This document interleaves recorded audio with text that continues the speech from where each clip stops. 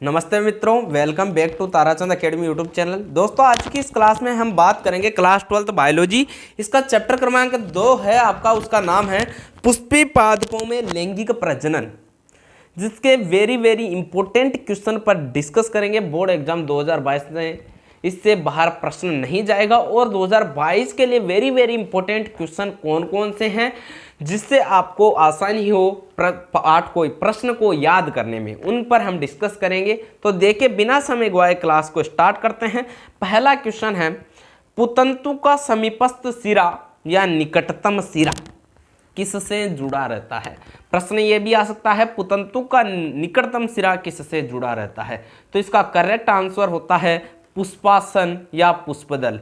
क्या पुष्पदल या पुष्पासन से पुतंतु का समीपस्थ सिरा जुड़ा रहता है।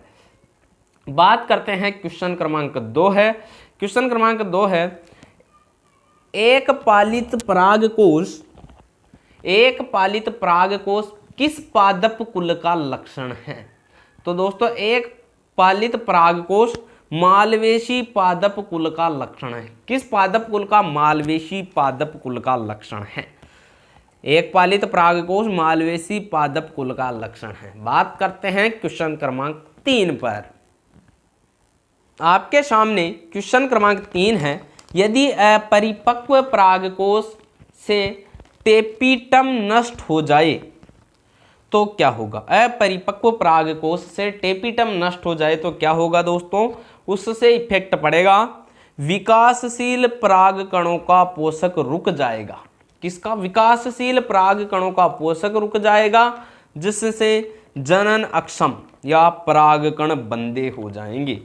परागकण बंदे या जनन अक्षम हो जाएगा यदि अपरिपक्व परागकोश से टेपिटम नष्ट हो जाए तो। ठीक है, देखिए क्वेश्चन क्रमांक 4 है आपके सामने, कौन सी पादप संरचना नर युग्मोद्भिद का नेतृत्व करती है। कौन सी पादप संरचना नर युग्मोद्भिद का नेतृत्व करती है? वो करती है दोस्तों परागकण या अंकुरित परागकण। ओनली से परागकण भी कह सकते हैं या फिर अंकुरित परागकण से पादप संरचना नर युग्मोद्भिद का नेतृत्व करती है। यह है 4 अति महत्वपूर्ण प्रश्न। यदि आप लिखना चाहे तो लिख सकते हैं, और यदि आप इसकी स्क्रीनशॉट लेना चाहते हैं तो जल्दी से ले लीजिए। फ्रेंड्स, यदि आपने अभी तक हमारा टेलीग्राम ग्रुप ज्वाइन नहीं किया है तो डिस्क्रिप्शन में लिंक दिया हुआ है, आप हमारे टेलीग्राम ग्रुप को ज्वाइन कर लीजिए। वहाँ पर कंप्लीट क्विज भी होती है दोस्तों। और यदि आपने अभी तक हमारा चैनल सब्सक्राइब नहीं किया है तो चैनल को सब्सक्राइब कर लीजिए, क्योंकि यहाँ पर कंप्लीट आपको प्रिपरेशन कराई जाएगी बोर्ड एग्जाम के लिए। तो क्वेश्चन क्रमांक 5 है, पीलीफार्म उपकरण क्या है, या प्रश्न से ओनली समुच्चय भी कह सकते हैं। समुच्चय क्या है, जैसे मैथमेटिक्स में आता है दोस्तों, लेकिन ये बायोलॉजी का मैटर है। इनका कार्य क्या है। पीलीफार्म उपकरण क्या है और इनका कार्य क्या है, पहले तो इसकी डेफिनेशन लिखनी है। पीलीफार्म उपकरण सहायक कोशिका में तंतु रूपी उपकरण होते हैं। किसमें होते हैं? सहायक कोशिका में तंतु के समान होते हैं दोस्तों, तंतु रूपी उपकरण होते हैं। अब आगे पूछ रहा है इनका कार्य क्या है, 2 नंबर का एग्जाम में पूछा जाएगा। तो इसका कार्य है, पीलीफार्म पराग नलिका के भ्रूण कोश में प्रवेश को दिशा निर्देशन प्रदान करती है। क्या करती है? पीलीफार्म पराग नलिका के भ्रूण कोश में प्रवेश को दिशा निर्देशन प्रदान करती है। ये इसका क्या हो गया? कार्य हो गया है। बात करते हैं क्वेश्चन क्रमांक 5, विपुंसन या बंध्यकरण। विपुंसन और बंध्यकरण दोनों एक ही होता है, आप जानते भी हो। विपुंसन या बंध्यकरण किसे कहते हैं? तो इसकी डेफिनेशन होती है, द्विलिंगी पुष्प की कलिका अवस्था में पुंकेसर या परागकोश को हटाने की प्रक्रिया को विपुंसन कहते हैं। द्विलिंगी पुष्प की कलिका अवस्था में पुंकेसर या परागकोश को हटाने की प्रक्रिया को विपुंसन कहते हैं। डेफिनेशन पूछ रहा है, इसे जनन समता समाप्त करना भी कहते हैं। विपुंसन को दोस्तों जनन समता समाप्त करना भी कहते हैं। क्वेश्चन क्रमांक 7 है आपके सामने, पेरिस्पर्म और पेरिकार्प में 2 अंतर स्पष्ट कीजिए। ओनली 2 अंतर बताना है, 1 नंबर का है, 2 नंबर में का बोर्ड एग्जाम प्रश्न पूछ सकता है। अब मैंने आपको कहा था केमिस्ट्री के प्रश्न को हल कराते समय और फिजिक्स को भी कि यदि प्रश्न अंतर का या विभेद, अंतर विभेद एक ही बात होती है, आ जाए तो उसे हमेशा डिब्बे से करना है, पैराग्राफ से नहीं। तो देखिए पहले लिखना है पेरिस्पर्म, बाद में यदि पहले पेरिस्पर्म दिया हुआ है तो पेरिस्पर्म, बाद में पेरिकार्प। लेकिन दोस्तों यहाँ से मेरे पास थोड़ी मिस्टेक हो गई, इसलिए मैंने यहाँ पर पहले पेरिकार्प लिख दिया है। आप थोड़ा यहाँ से कर लीजिए, इसको पहले उतार लीजिए, इसको बाद, या मान लीजिए प्रश्न को ऐसे कर लीजिए, पेरिकार्प और पेरिस्पर्म में दो अंतर स्पष्ट कीजिए। तो पेरिकार्प और पेरिस्पर्म, पेरिकार्प क्या है? पेरिकार्प फल की भित्ति का निर्माण होना। पेरिकार्प में होता है फल की भित्ति का निर्माण, और पेरिस्पर्म में अपशिष्ट बीजकांड से निर्मित होता है। ये तो अपशिष्ट बीजकांड से, और ये फल की भित्ति का निर्माण होता है। नंबर 2 डिफरेंस है, इसमें जो पेरिकार्प है उसमें 3 परतें पाई जाती है, जबकि पेरिस्पर्म में एकल परत पाई जाती है। कौन सी परत? सिंगल लेयर, और इसमें 3rd लेयर पाई जाती है। ये क्या हो गया? 7 इंपॉर्टेंट क्वेश्चन हो गए। बात करते हैं क्वेश्चन क्रमांक 8 पर, जल्दी से उतार लीजिए इसको। क्वेश्चन क्रमांक 8 आपके सामने, एक आवृतबीजी पुष्प के उन अंगों का नाम बताइए जहां नर एवं मादा युग्मोद्भिद का विकास होता है। यानी जहां नर और मादा युग्मोद्भिद का विकास होता है, उन अंगों, पुष्प के उन अंगों का नाम बताना है। तो दोस्तों इसका आंसर लिखना है, नर युग्मोद्भिद का निर्माण कहाँ होता है? परागकोश में। या आप ऐसे भी लिख सकते हो, नर युग्मोद्भिद का विकास परागकोश में होता है, जबकि मादा युग्मोद्भिद का विकास अंडाशय या बीजांड, दोनों एक ही बात है, में होता है। तो मैंने यहाँ पर लिख दिया नर युग्मोद्भिद का विकास तो परागकोश में, और मादा युग्मोद्भिद का विकास कहाँ होता है? बीजांड या अंडाशय में होता है। तो आपको ये पता लग गया नर युग्मोद्भिद का विकास कहाँ होता है और मादा युग्मोद्भिद का विकास कहाँ होता है। देखिए क्वेश्चन क्रमांक 9, लघु बीजाणुधानी और गुरु बीजाणुधानी में अंतर स्पष्ट कीजिए। दोस्तों रसायन विज्ञान और जो आपके जीव विज्ञान है वहाँ से आपको सभी को पता है 2 या 3, बायोलॉजी में तो 2 या 3 प्रश्न अंतर के जरूर बोर्ड एग्जाम पूछता है। तो लघु बीजाणुधानी और गुरु बीजाणुधानी में अंतर, ये मैंने हेडिंग लिख दिया है, लघु बीजाणुधानी और गुरु बीजाणुधानी में अंतर। अब इसको किससे लिखना है? डिब्बे से, लघु बीजाणुधानी गुरु बीजाणुधानी।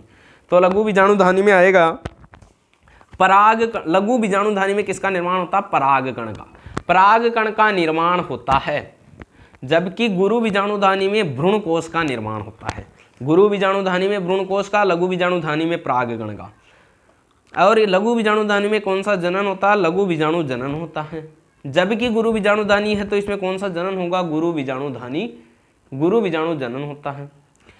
लघु बीजाणुधानी, इसका विकास सुबीजाणुधानीय होता है। इसका विकास कौन सा? सुबीजाणुधानीय, यानी यूस्पोरेंजिएट, इसे कहते हैं यूस्पोरेंजिएट भी कहते हैं। जबकि इसका विकास सुबीजाणुधानीय नहीं होता है। इसका विकास सुबीजाणुधानी, इसका नहीं। अंतर तो यही है, इसमें हाँ होता है, इसमें नहीं होता, या इसका विकास किससे होता है, इसका किससे होता है, इसका निर्माण किससे होता है, इसका किससे होता है, वही तो अंतर है। नंबर 4 है, आवर्त बीजियों में परागकोश लघु बीजाणुधानी के रूप में होता है। परागकोश किसके रूप में? लघु बीजाणुधानी में। जबकि बीजांड के रूप में गुरु बीजाणुधानी होती है। ये बीजांड के रूप में होती है, यह परागकोश आवर्त बीजी में परागकोश लघु बीजाणुधानी के रूप में होता है। उसके बाद देखिए क्वेश्चन क्रमांक 10। क्वेश्चन क्रमांक 10,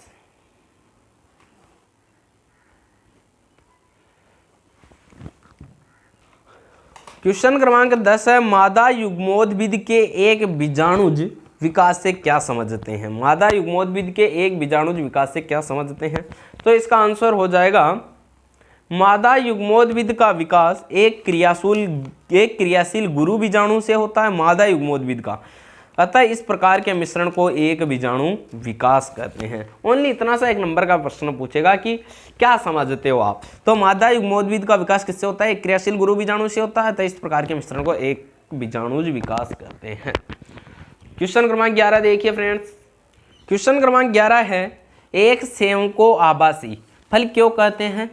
पुष्प का पुष्प का कौन सा भाग फल की रचना करता है ये भी बताना है। तो एक सेव को आवासीय फल क्यों कहते हैं, तो यहाँ लिखना है एक सेव को आवासीय फल कहते हैं क्योंकि सेव का निर्माण पुष्पासन से होता है, इसलिए सेव एक आवासीय फल है। आवासीय फल उसे कहते हैं जिसका निर्माण पुष्पासन से होता है। अब पुष्प का कौन सा भाग फल की रचना करता है, पुष्प का पुष्पासन भाग ही फल की रचना करता है। यहाँ पर दिखाया हुआ है वो ये आंसर हो जाएगा, पुष्पासन ही फल की रचना करता है। क्वेश्चन क्रमांक 12 है असंग जनन क्या है और इसका क्या महत्व है। यानी एक बार तो डेफिनेशन लिख दो और फिर इसके इंपॉर्टेंस बता दीजिए क्या क्या इनके इंपॉर्टेंस है। तो असंग जनन बिना निषेचन के भ्रूण एवं बीज का निर्माण होना असंग जनन कहलाता है। यानी कोई निषेचन नहीं होगा, बिना निषेचन के भ्रूण एवं बीज का निर्माण होना ही असंग जनन कहलाता है। अब असंग जनन का महत्व या प्रयोग कहाँ कहाँ किया जाता है, कृषि और बागवानी के लिए उपयोगी होती है, ये कृषि और बागवानी में किया जाता है। दूसरा है असंग जनन से प्राप्त संकर बीज संतति में विभिन्नताएं उत्पन्न नहीं होती है। यानी अब आप देखते हैं अलैंगिक जनन होता है, एक ही वहाँ पर नर या मादा में से एक ही क्या होते हैं भाग लेते हैं, वहाँ पर ज़्यादा विविधताएं नहीं पाई जाती है, विभिन्नताएं, जबकि लैंगिक जनन में विभिन्नताएं पाई जाती है। तो यहाँ भी निषेचन नहीं होता है, तो असंग जनन से प्राप्त संकर बीज संतति में विभिन्नताएं उत्पन्न नहीं होती है। ठीक है, उसके बाद है क्वेश्चन क्रमांक 13। क्वेश्चन क्रमांक 13 कहता है फल कितने प्रकार के होते हैं, what is types of fruit. फल कितने प्रकार के होते हैं और उनकी डेफिनेशन दीजिए, एंड गिवन डेफिनेशन और उनकी परिभाषा दीजिए। परिभाषा भी आपको लिखनी है और फल के प्रकार भी लिखना है। तो अब आप सोचते होंगे फल तो कई प्रकार के होते हैं, आम, सेब, जामुन, केला। ये नहीं दोस्तों, उनको कितने भागों में टाइप किया गया है। तो फल 2 प्रकार के होते हैं, पहला होता है यथार्थ या वास्तविक फल, दूसरा होता है आभासी या मिथ्या फल। तो वास्तविक फल किसे कहते हैं, ऐसे फल जिनका निर्माण अंडाशय से होता है उसे क्या कहते हैं, ऐसा फल जिसका निर्माण अंडाशय से होता है यथार्थ या वास्तविक फल कहते हैं। उदाहरण है आम। अब आप सोच रहे होंगे आभासी या मिथ्या फल। ऐसे फल जिनका निर्माण अंडाशय से न होकर पुष्प के किन्हीं अन्य भाग पुष्पासन से होता है, यानी अंडाशय से नहीं होना चाहिए और पुष्पासन से हो जाए किसी अन्य भाग से, तो उसे कहते हैं आभासी या मिथ्या फल। उदाहरण है सेव, इसका क्या है सेव। अभी हमने देखा भी था कि सेव को आभासी फल क्यों कहा जाता है, क्योंकि इसका निर्माण पुष्पासन से होता है और पुष्पासन ही फल की रचना करता है। देखिए क्वेश्चन क्रमांक 14 है आपके सामने। क्रमांक 14 है सजात पुष्पी परागण आनुवंशिक रूप से स्वपरागण होता है क्यों, कारण स्पष्ट करो। सजात पुष्पी परागण आनुवंशिक रूप से स्वपरागण होता है क्यों होता है, कारण स्पष्ट करें, रीजन देना है आपको। तो इसका आंसर देखिए क्या होता है, आपको लिखना है सजात पुष्पी परागण आनुवंशिक रूप से स्वपरागण होता है क्योंकि, या आप डायरेक्ट ऐसे भी लिख सकता है क्योंकि सजात पुष्पी परागण में 2 पुष्प जिनके बीच परागकण स्थानांतरित होते हैं वे दोनों एक ही पादप पर स्थित होते हैं, अतः ये दोनों पुष्प आनुवंशिक रूप से समान होंगे, अतः सजात पुष्पी परागण आनुवंशिकी रूप से स्वपरागण होता है। क्या हो जाएगा रीजन, क्योंकि सजात पुष्पी परागण में 2 पुष्प जिनके बीच परागकण स्थानांतरित होते हैं वे दोनों एक ही पादप पर स्थित होते हैं, अतः ये दोनों पुष्प आनुवंशिक रूप से समान होंगे, अतः सजात पुष्पी परागण आनुवंशिक रूप से स्वपरागण होते हैं। क्वेश्चन क्रमांक 15 है बीजांड एवं बीजांड व्रंत। बीजांड एवं बीजांड व्रंत के संधि बिंदु का प्रतिनिधित्व कौन करता है, यानी एक ही बिंदु पर जो मिलते हैं उसे संधि बिंदु कहते हैं, आप जानते हो फिजिक्स में। का प्रतिनिधित्व कौन करता है, तो इसका प्रतिनिधित्व करता है हाइलम। बीजांड एवं बीजांड व्रंत के संधि बिंदु का प्रतिनिधित्व हाइलम करता है। वेरी वेरी इंपॉर्टेंट क्वेश्चन है दोस्तों, 15 वेरी वेरी इंपॉर्टेंट क्वेश्चन पर हमने डिस्कस किया है। तो यदि आपने अभी तक अपने फ्रेंड्स के पास वीडियो को शेयर नहीं किया है तो जल्दी से जाके वीडियो को शेयर कर दीजिए, और यदि चैनल को सब्सक्राइब नहीं किया है तो चैनल को ज़रूर सब्सक्राइब कर लीजिए। मिलते हैं अगले क्लास में एक और नेक्स्ट वीडियो के साथ, धमाके वाले वीडियो के साथ। तब तक सभी साथियों को ऑल द बेस्ट।